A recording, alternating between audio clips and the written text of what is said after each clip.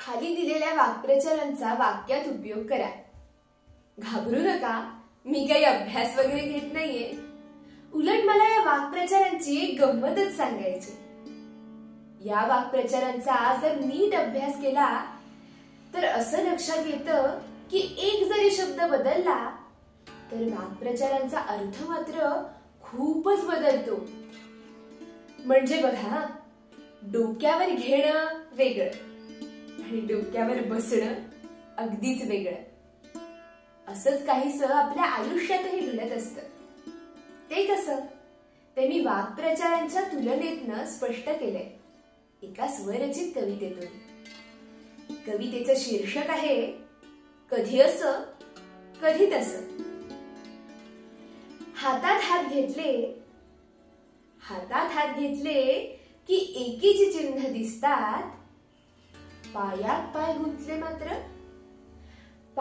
पाय गुंतले मात्र हमखास काम फसतात. डोळे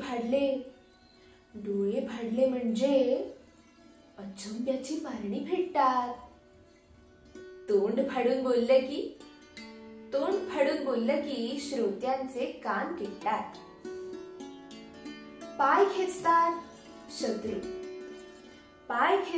शत्रू अपयशी ठरवायला. कान खेचतात आप्त चांगला माणूस घडवायला. कान वाजणं म्हणजे लक्षणं वाटतात भासाची.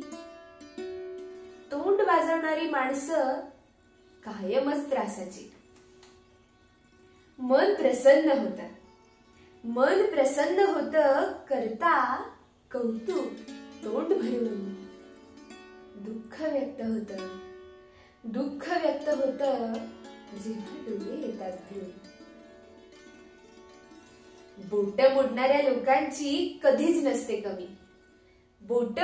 लोकांची कधीच नसते कमी. कंबर मोडणाऱ्यांचीच फक्त देता येते हमी. हात पाय तोंड डोळे इतकाच खेळ असतो. एवढ्याच चक्रामध्ये माणूस कधी हसतो कधी फसतो.